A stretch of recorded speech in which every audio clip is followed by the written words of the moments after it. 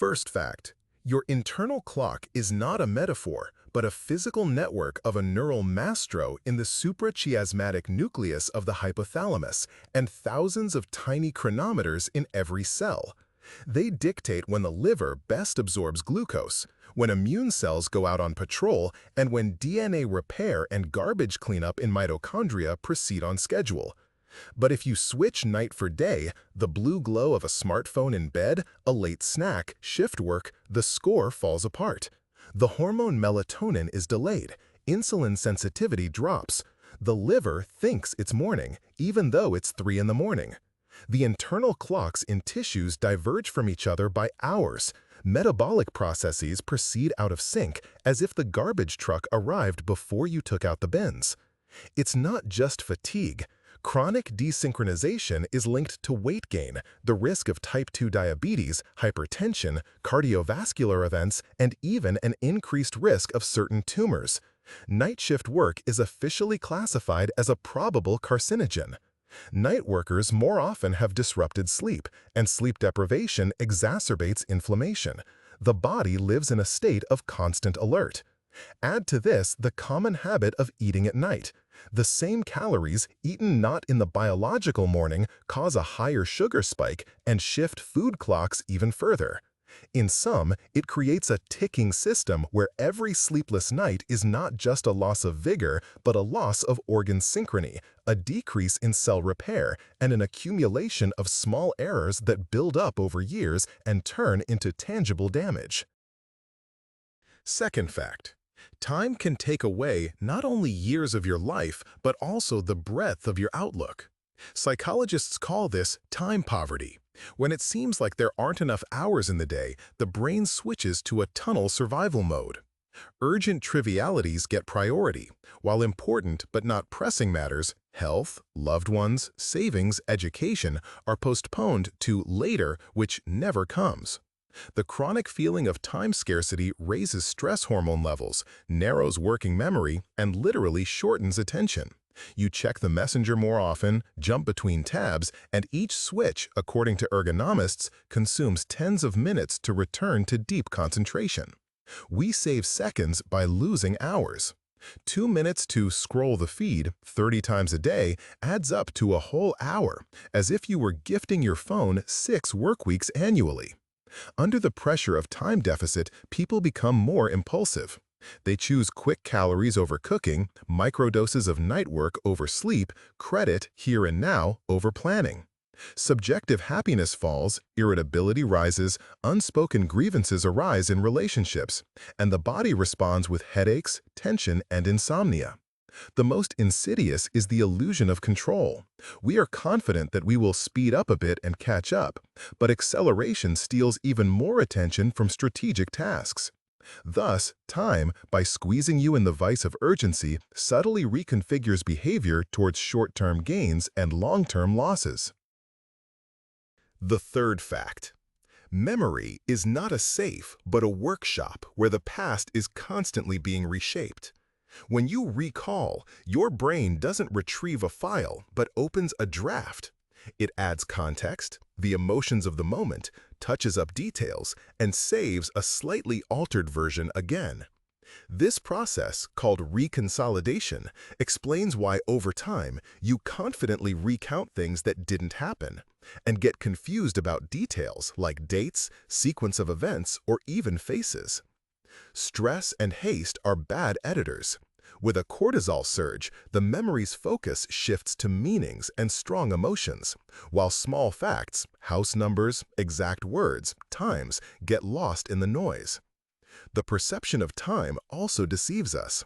The sticky clock effect lengthens the first second of a glance, hence the illusion that the hand momentarily froze. The telescoping phenomenon shifts recent events closer and distant ones further, making it seem like a couple of years ago was when something that actually happened 5 years ago occurred. Even a to-do list is a battlefield.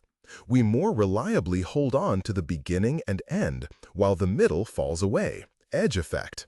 Sleep seems to help, and it does, as the hippocampus does play back the day's events, transferring important information to long-term storage. But sleep deprivation breaks this montage, increasing suggestibility and the risk of false memories. The outcome is chillingly simple. Your life chronicle isn't a transcript, but a director's cut, pieced together from fragments, where each new premiere differs slightly from the last, and confidence in accuracy is merely a special effect, not a guarantee of truth. Fourth fact: time lives in your cells, and its ticking is audible at the molecular level. DNA daily incurs microdamage that enzyme repair crews hastily fix. Some defects escape, accumulate, and this is one of the granular layers of aging. Another layer is the epigenetic clocks. Chemical marks on the genome become disorganized, changing which genes are turned on and off. These clocks can run faster than chronological age if life is full of chronic stress, inflammation, constant sleep deprivation, smoking, and overeating. Then tissues look older and disease risks rise. The third layer is senescent cells. These are not dead cells, but out-of-service cells that have stopped dividing but continue to live and secrete a cocktail of signaling molecules that maintain a sluggish but constant inflammation. Skin loses elasticity, blood vessels become stiffer, joints inflame, recovery after injury slows, as if a city accumulated ghost houses around which infrastructure gradually withers. In animal experiments, removing such cells prolonged healthy life, underscoring their role. But in humans, this story is more complex and so far without a universal solution. Add to this the shortening of telomeres, the protective caps on chromosome ends, which accelerates with chronic stress, and you get a portrait of quiet wear. Visually, everything happens slowly, but under the hood, the aging machinery works non-stop, marking each year lived at the level of genes, proteins, and intercellular conversations. The fifth fact is that time's cruelest feature is that it closes doors. In the nervous system, there are windows of opportunity, sensitive periods when the brain is particularly plastic for certain skills. In childhood, the visual cortex learns to stitch the two eyes into one field. If one eye remains off for a long time, due to congenital cataract or strabismus, without early correction, the cortex literally unlearns, waiting for signals from it. The eye remains anatomically intact, but the image permanently fades, developing amblyopia. The same applies to speech. Infants hear the subtle differences of all the world's phonemes, but after a year or two, their hearing tunes in to their native language, and the boundaries of foreign sounds blur. An adult can learn grammar, vocabulary, even intonation, but the phonetic accent often hides only partially, because neural networks are already cemented by myelin and superfluous synapses have been pruned. Music adds a flourish. There's data suggesting the window for perfect pitch opens in early childhood and then closes almost ruthlessly. Afterward, all that remains are training, tricks, and workarounds, but not that innate automaticity. In motor skills, it's a similar story. The later you learn fine movements, the more effort goes into compensation rather than the pure formation of schemas. The adult brain can reorganize, but it's more costly. It requires more repetitions, more sleep, more time, and often the result is a neat prosthesis rather than a full as-if from birth capability. Herein lies the horror. A missed year in the right window changes the entire trajectory. You might catch up functionally, but rarely in terms of ease, speed, and automaticity. Time doesn't just flow, it cements architecture. Sixth fact: time is an invisible calculator, and its mathematics are ruthless. Exponents are in everything. Compound interest in finance makes a small early contribution stronger than a large late one. Defer it 10 years, and to reach the same outcome, you'll need to double your savings rate. The same formula, but with a minus sign, works in debts and credit cards, where interest eats your tomorrow's strength. Memory obeys a similar curve. Without repetition, most new information evaporates in the first few days. Then the rate of forgetting slows down, but the leak continues for years, which is why "read it" means "I know it" so often turns into emptiness at an exam or meeting. The body also writes in the language of percentages. A few weeks without movement, and a noticeable portion of endurance and strength is gone, and the return requires disproportionately more time. A kilogram per year seems trivial, but after a decade it changes hormonal balance, joints, and sleep. In everyday life, the exponent hides in technical debt. A small leak in a pipe, a flickering bug in a project, delayed correspondence. Each day of delay increases the cost of the solution not arithmetically, but stepwise. Dust becomes mold, a bug an architectural problem, an omission a conflict. And the most insidious is the psychology of time. We overestimate tomorrow's discipline, hyperbolic discounting, readily trading long-term gains for quick trifles. In sum, a rule emerges that cannot be escaped. Time either quietly works for you, increasing the dividends of small correct actions, or just as quietly accrues penalties for every postponement to later. Seventh fact. Pain is not only an alarm signal, but also a sculptor that over time can reshape the brain to its liking. Acute pain usually indicates damage and subsides as tissue heals. But if it persists, doctors typically call chronic that which lasts longer than 3 months or exceeds the expected recovery period. The nervous system begins to live by its own rules. The activation threshold of pain neurons in the spinal cord decreases. The noise from harmless touches is perceived as a prick, triggering central sensitization. Microglia and astrocytes come into play, releasing pro-inflammatory molecules. Receptor activity changes, and the entire pathway learns to feel pain more easily and more often.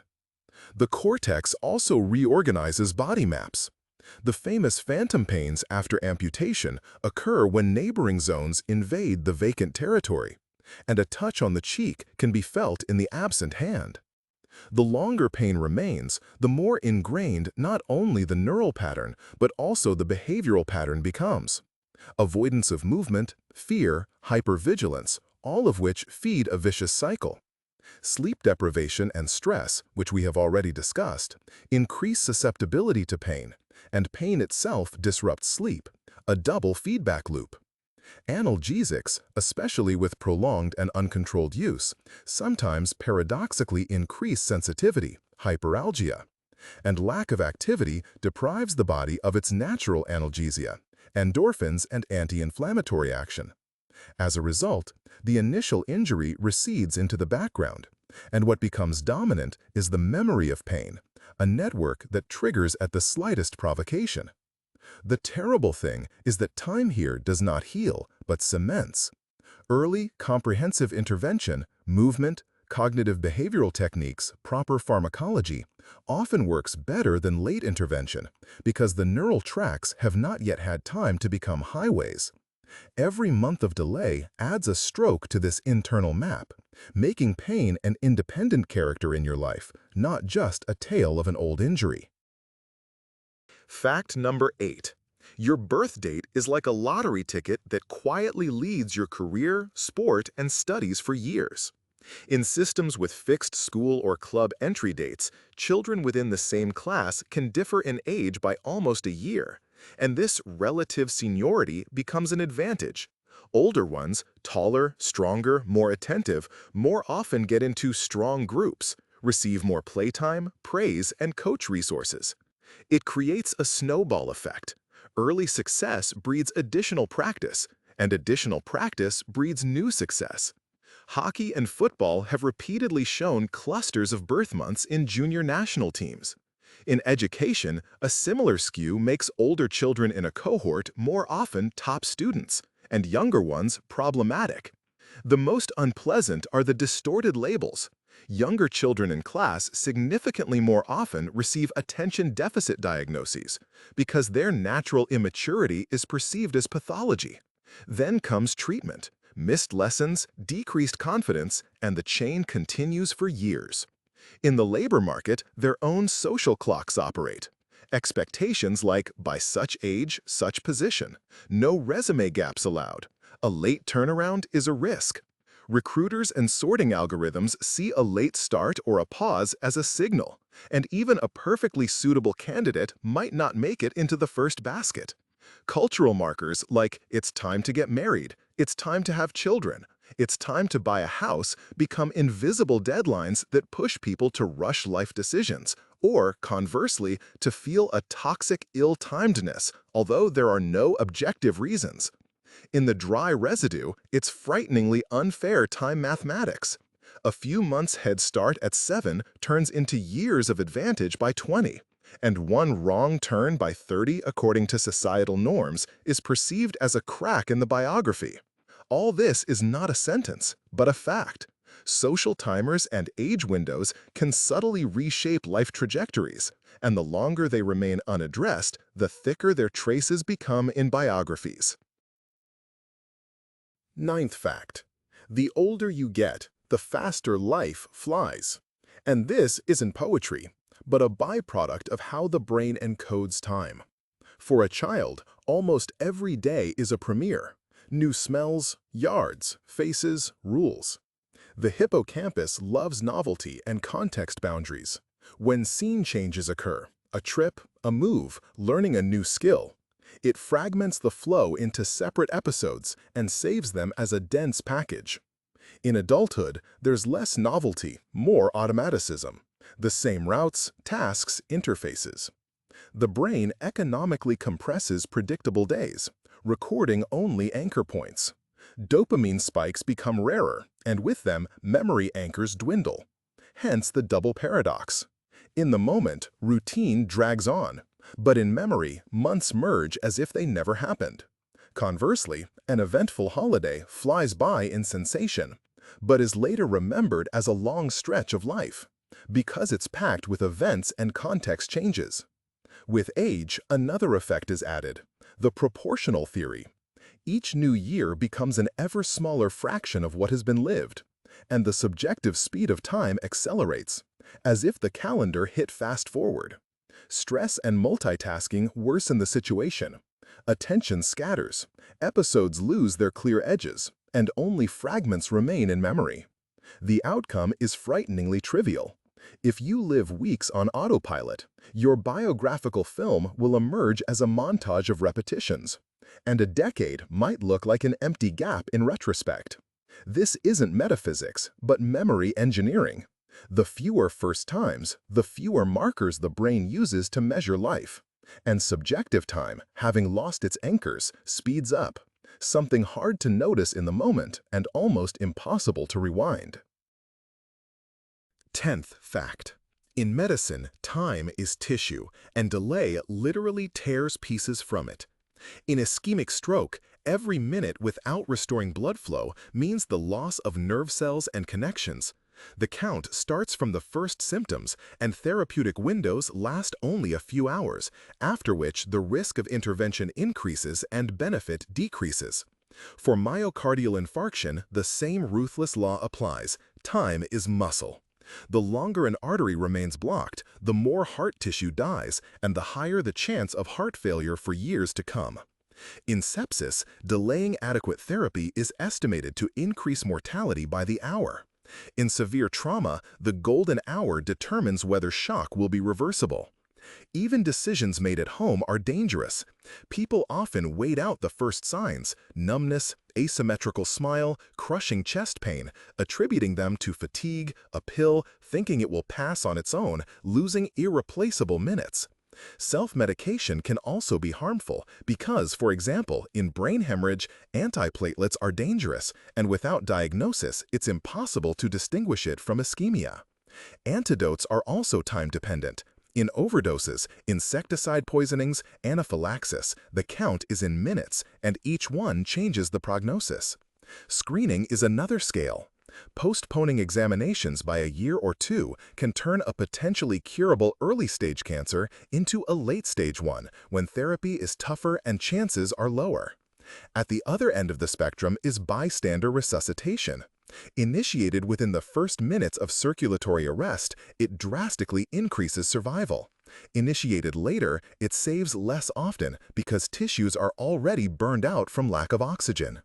The horror of the fact lies in its simplicity. In critical conditions, time ceases to be an abstraction and becomes an organ: heart, brain, kidney. And each lost minute leaves a void in that organ which you then have to live with for years.